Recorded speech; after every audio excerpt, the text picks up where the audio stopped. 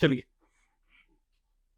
देखो, होने क्या वाला है, बहुत ही बड़ा तूफान आने वाला है। कहाँ पर? गुजरात के तट पर। ठीक है। तो गुजरात का अगर तुम यहाँ पर देखोगे तो ये तटीय क्षेत्र है। ओके। दो यहाँ पर गल्फ है। एक को कहते हैं गल्फ ऑफ कच्छ। ठीक है, ये वाला जो रीजन है ना वो कच्छ का रीजन है। और ये है गल्फ ऑफ खम्बत। खम्बत। तो ज्योग्राफी के लिए ये रीजन इंपॉर्टेंट हो गया, Gulf of Kutch and Gulf of Khambhat. ठीक है। तो ये रीजन में you can see out here, यहां से एक्चुअल पाथ ये अरेबियन सी है। कौन सा है? अरेबियन सी है। ठीक है। अरब की खाड़ी है। अरब की खाड़ी में यहां से एक तूफान ऑरिजिनेट हुआ है, साइक्लोन ऑरिजिनेट हुआ है, जो कि एक्सपेक्टेड है कि थर्सडे को गुजरात के कोस्ट में इंटर करेगा। ओके। और कौन कौन सा रीजन? कच्छ का रीजन को हिट करेगा। ठीक है। उसके साथ साथ और एक दो रीजन हैं, जामनगर, देवभूमि, द्वारिका, इन सब में भी क्या कर सकता है? वो अफेक्ट कर सकता है। अब इसमें प्रॉब्लम एक और चीज है कि ये बहुत दिन से मंडरा रहा है, 10 दिन से क्या कर रहा है, ये डेवलप हो रहा है, डेवलप हो रहा है और मूव कर रहा है। थर्सडे को यहाँ पर आएगा और इसकी जो गति है ना वो बहुत ही डेंजरस लग रही है। 145 किलोमीटर प्रति घंटा की स्पीड से ये मूव कर रही है, जो कि एक बहुत ही फास्ट स्पीड है। इसके बीच में जो भी आएगा उसको उखाड़ फेंकने की ये क्षमता रखता है। ओके। ये बहुत ही तेज गति का साइक्लोन है जो कि ओरिजिनेट हुआ है अरब की खाड़ी में। अभी हम लोगों को हाल के कुछ वर्षों में देखने को मिल रहा है कि फ्रीक्वेंट, देखो, बे ऑफ बंगाल में हम लोग सबको को पता है कि बंगाल की खाड़ी में ज्यादा से ज्यादा साइक्लोनिक डिस्टरबेंस होता है। लेकिन कुछ वर्षों में देखने को मिला है कि अरेबियन सी में भी क्या हो रहा है, साइक्लोनिक डिस्टरबेंस बढ़ा है। और उसके साथ साथ ये साइक्लोनिक डिस्टरबेंस का जो टाइम पीरियड है वो भी एक्सटेंडेड है। जैसे कि एक दिन में यहाँ पर स्टार्ट हुआ, 2 दिन में यहाँ पहुंच गया, ये 10 दिन से आ ही रहा है और उतना तेजी स्पीड से आ रहा है। ये थोड़ा कंसर्न का विषय है। क्या ऐसा हो रहा है because of the change in the temperature? क्या ग्लोबल वार्मिंग के वजह से इस तरह का सिचुएशन क्रिएट हो रहा है? ये सारे कुछ पॉइंट हैं जिसको समझना जरूरी है।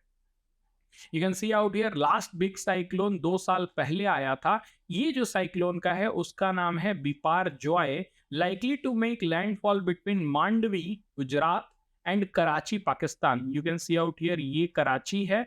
ओके। और यहाँ पर मांडवी होगा और यहाँ से ऐसे ये इसका इम्पैक्ट पॉइंट है। मतलब भारत और पाकिस्तान दोनों के जो कोस्टल इलाके हैं, पाकिस्तान का जो सिंध इलाका है, कौन सा इलाका है? सिंध। और गुजरात का कौन सा इलाका है? तुम्हारा कच्छ का इलाका है। उन दोनों में क्या करने वाला है, ये severe, very severe cyclonic storm 15 जून को अफेक्ट करेगा।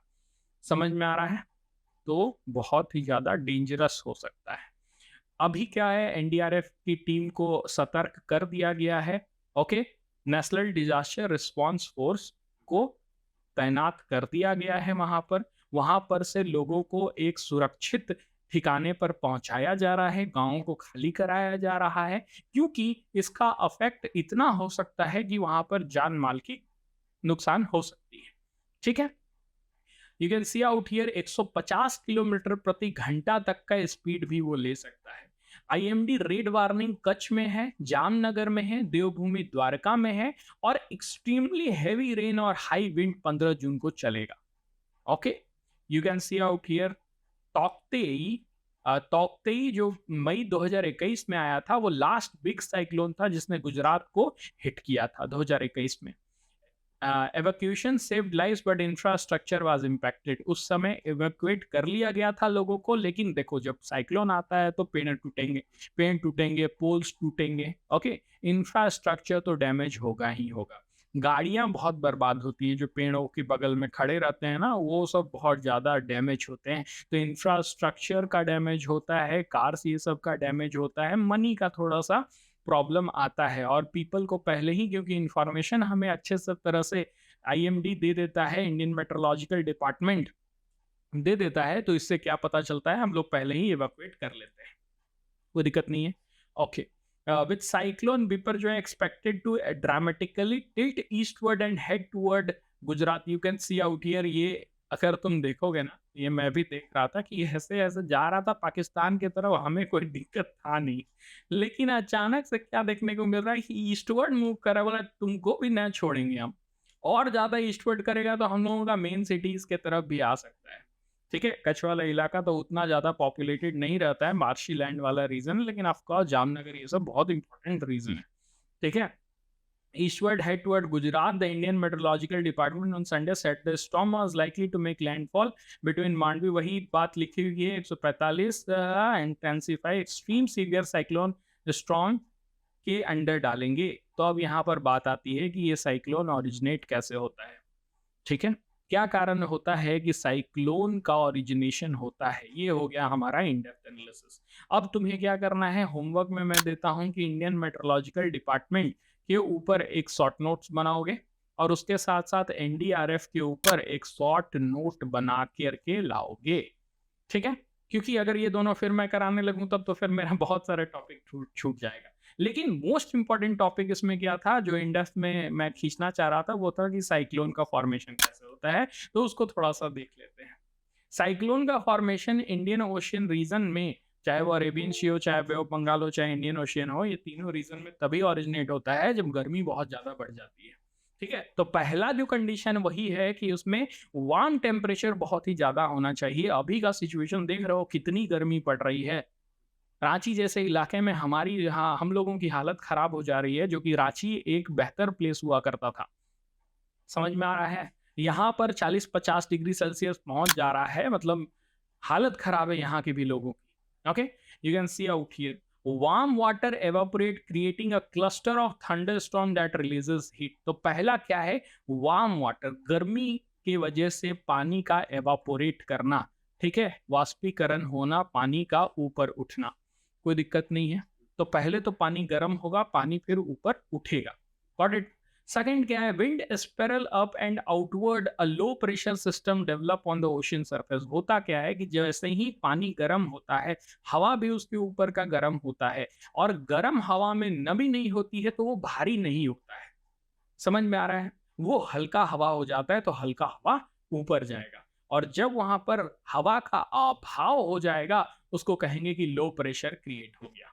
समझ में आ गया। ऐसे सिचुएशन में you can see out here हवा इस तरफ मूव कर रहा है, इस डायरेक्शन में, एंटी क्लॉकवाइज डायरेक्शन में हवा का मूवमेंट है। समझ में आ रहा है, इस तरह से मूव करने लगता है। Cloud form and begin to organise in the upper atmosphere as warm air condenses. जब वो हवा ऊपर जाके, वार्म एयर है, गर्म हवा है, तो हल्का है तो ऊपर जाएगा, जो हल्का है ऊपर जाएगा, भारी है नीचे आएगा। ऊपर जाकर के वो कंडेंस होने लगता है और बादल बनने लगता है। ठीक है, ये थर्ड स्टेप है।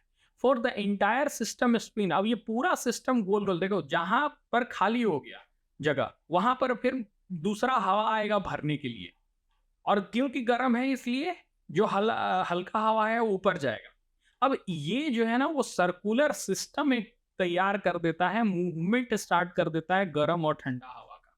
समझ में आ रहा है। Now the entire system spin surface wind counter clockwise. Surface जो यहाँ पर विंड है, वो जो सरफेस में विंड है वो काउंटर क्लॉकवाइज मूव करने लगेगा, and as air rushes to the centre to fill the low pressure void, ऐसे मूव करेगा, इधर से सेंटर में आके भरने का कोशिश करेगा जहां ज्यादा गर्मी होगी। ओके, एट 74 माइल्स प्रति घंटा, 119 किलोमीटर प्रति घंटा की स्पीड में, क्योंकि इतना गर्म था कि वहां से हवा चला गया ऊपर, अब उसको भरने के लिए ठंडा हवा आएगा। समझ में आ रहा है कि नहीं। हरिकेन इज बॉर्न, और इसी तरह से साइक्लोन कहो या हरिकेन कहो, वो बॉर्न हो जाता है। Most major hurricane rapidly intensify, और इसी तरह से देखो जैसे लो प्रेशर सिस्टम यहाँ क्रिएट हुआ, हवा यहाँ से आ गया इसको भरने के लिए, और इस तरह से एक क्या होता है, हरिकेन का डेवलपमेंट हो जाता है। ठीक है, 24 घंटा के अंदर एक हरिकेन डेवलप हो जाता है। As a storm passes over land, its supply of heat and moisture is cut off, weakening and eventually ending the storm। और जैसे ही ये मूव करेगा कोई लैंड की तरह, उसका जो मॉइस्चर कंटेंट है, ठीक है, जो हीट है वो खत्म हो जाएगा, और ये क्या हो जाएगा, उसकी जो इंटेंसिटी है वो खत्म हो जाएगी। समझ में आ रहा है। अगर एक हरिकोन को बनाए रखना है तो उसको हीट का सप्लाई देते रहना होगा पानी के तरफ से। ठीक है, जिसके वजह से वो इंटेंसिफाई होते रहेगा, गोल गोल घूमते रहेगा एंड देन वो मूव करेगा और डिस्ट्रक्शन काउज करेगा जो भी एरियाज में वो जाएगा। कोई दिक्कत नहीं है, ठीक है। तो और भी बहुत ज़्यादा है, तो ये स्टैटिक पार्ट में और अच्छी तरह से पढ़ेंगे कि इंडियन साइक्लोन जो हैं वो किस तरह से मूवमेंट करते हैं, किस तरह से बे ऑफ बंगाल में ओरिजिनेट होते हैं। अभी एक बेसिक समझ सकते हो कि अगर ये तुम्हारा इंडियन सब कॉन्टिनेंट है, ये इंडियन पेनिनसुला है, तो हमारा इंडियन ओशियन में हाई प्रेशर क्रिएट होता है क्योंकि गर्मी इतनी होती है। इसके वजह से लो प्रेशर हमारा नॉर्दर्न इंडिया और तिब्बतीन रीजन में प्रोड्यूस होता है, जिसके वजह से हाई प्रेशर से हवा लो प्रेशर की तरफ मूव करता है। हमारा पेनिनसुला का इस तरह का स्ट्रक्चर होता है कि हवा दो भागों में डिवाइड हो जाता है और यही यहाँ पर हो रहा है, यहाँ पर लो प्रेशर की तरफ मूव कर रहा है, ठीक है। साइक्लोन इज डिफरेंट और इस तरह से यहाँ देखो कि मॉनसून आ जाता है, ठीक है। और मॉनसून लैंड जो मॉनसून का जो विंड होगा वो टू पार्ट में बाइफरकेटेड है। एक अरेबियन सी का ब्रांच है जो कि तुम्हारे वेस्टर्न इंडिया में बारिश करेगा, और इधर ईस्टर्न ब्रांच है जो बे ऑफ बंगाल का ब्रांच है जो कि तुम्हारे पूरे नॉर्थ ईस्टर्न इंडिया में मेघालय में सबसे ज्यादा बारिश करेगा। ये थोड़ा सा मूव करके बिहार झारखंड में घुस के उत्तर प्रदेश तक बारिश करेगा, इवन पंजाब तक जाएगा और ये भी पंजाब तक जाएगा। समझ में आ रहा है? तो ये सारा जो पॉइंट है वो स्टैटिक पोर्शन है जो कि हम लोग किसमें पढ़ेंगे, इंडियन ज्योग्राफी में पढ़ेंगे, ओके। लेकिन with respect to the news हमें स्टैटिक पार्ट को भी कनेक्ट करते चलना है। डन है? होमवर्क में लिख लिया आईएमडी, होमवर्क में। मॉनसून के समय में क्या होता है, मॉनसून के समय में साइक्लोनिक सिस्टम जो है वो इंटेंसिफाई हो जाता है क्योंकि ये जो गर्मी चाहिए होती है ना वो बहुत ही ज्यादा इजीली अवेलेबल हो जाती है, ठीक है। क्योंकि गर्म होगा तो ये पानी जिसको गर्म करना पड़ेगा ना वो बहुत इजीली हो जाता है। You can see out here warm water at least 150 feet 46 metres of warm water is needed to lead an storm. गर्म पानी चाहिए ही तुमको, 46 मीटर तक गर्म पानी हो जाएगा तब जाके उस तरह का तूफान जो है वो ओरिजिनेट होगा। अब ये ठंडा में नहीं ना हो रहा है, इतना ज्यादा गर्मी पड़ रहा है अभी मई जून का समय में कि इस तरह के तूफान जनरेट हो जा रहे हैं। अब समझ में आ गया? क्या कोई प्रॉब्लम होगा तो इसको फिर से और डिस्कस करेंगे ही, स्टैटिक पार्ट का है, कोई प्रॉब्लम नहीं है इसमें, ओके। बस खाली मैं जो बोल रहा हूँ वो सुनते चलो। हमें स्टैटिक को करंट से जोड़ते हुए चलना है, जितना जोड़ सकोगे उतना बेहतर होगा, ओके। रिवीजन का यही तरीका है।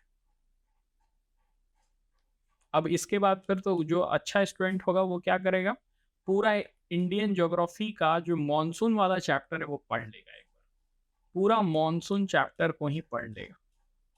इसके बाद फिर उसको ये मॉनसून चैप्टर क्योंकि अगर क्लास में किया हुआ है, ठीक है, तो उसको 3 घंटा लगेगा इस मॉनसून को पढ़ने के लिए, ओके। अब मॉनसून पढ़ ले रहा है तो उसका एक क्वेश्चन पक्का हो जा रहा है। यहां पर उसी से रिलेटेड एक और आर्टिकल है, पेपर जो है likely to stretch nearly 10 days, Arabian Sea cyclone are lasting longer. यही बात है कि पहले ऐसा नहीं हुआ करता था, लेंदी स्टॉर्म है।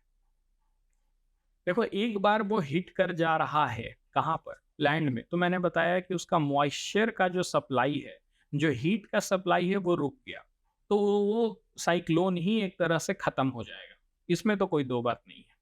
लेकिन जब तक वो क्या है ओशियन में रह रहा है तो ऐसा देखने को मिल रहा है कि 8 दिन 7 दिन 7 दिन 6 दिन और ये विपर जो है 10 दिन अभी तक का सबसे लॉन्गर लास्टिंग साइक्लोन है।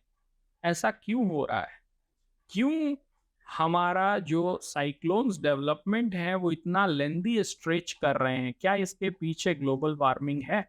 तो स्टडी का विषय है, स्टडी होगा पता चलेगा। You can see out here it has been reported that cyclonic storm over the Arabian Sea are becoming more frequent, बहुत बार अब आ रहे हैं, पहले से बे ऑफ बंगाल में देखने को मिलता था, and severe under the influence of global warming, और ग्लोबल वार्मिंग की वजह से और ज्यादा वो खतरनाक होके आ रहे हैं। पहले इतने खतरनाक ये हुआ नहीं करते। दे The same study also found the cyclone were persisting for longer period in Arabian Sea, persistent, बहुत ज्यादा समय तक अरेबियन सी में वो क्या कर रहे हैं, एग्जिस्ट कर रहे हैं, जो कि पहले ऐसा नहीं हुआ करता था। 2 दिन में बना, 3 दिन में खत्म हो गया। ओके, तो इस तरह का टाइम पीरियड रहता था। ये 10 दिन 12 दिन क्यों चल रहा है, क्यों इतना ज्यादा इंटेंसिफाई हो रहा है? Increasing the chance of more severe storm, there has been an 80% increase in duration of cyclone in the Arabian Sea. 80% उनका समय में बढ़ोतरी है। समझ में आ रहा है? With the duration of the severe cyclone has been 260% से 2021 का स्टडी, बाप रे, 4 डिकेड में तो अगर देखा जाए तो 260% का समय का वृद्धि हो गया है इनमें। तो ये एक अलार्मिंग सिचुएशन है जो कि हमें देखने को मिल रहा है। यहाँ से क्या करोगे, ये पॉइंट को उठाओगे, ग्लोबल वार्मिंग का अगर कोई पॉइंट आ रहा है तो उसमें तुम इसमें डाल दोगे कि ग्लोबल वार्मिंग होने के वजह से साइक्लोन की इंटेंसिटी जो है वो क्या हुई है, सीवियर हुई है। साइक्लोन का जो ड्यूरेशन है वो एक्सटेंड हुआ है, ऐसा हमें स्टडी में देखने को मिल रहा है। ऐसा हमें अरेबियन सी में साइक्लोनिक कंडीशन को पढ़ के समझ आ रहा है। ये सारे बात समझ में आ रहा है, कहाँ से क्या पॉइंट को उठाना है, ये पॉइंट को उठाओ और जब मेंस आंसर राइटिंग है उसमें चिपकाओ। जितना करंट का यूज करोगे तुम लोग मेंस आंसर राइटिंग में, उतना ही बेहतर होगा।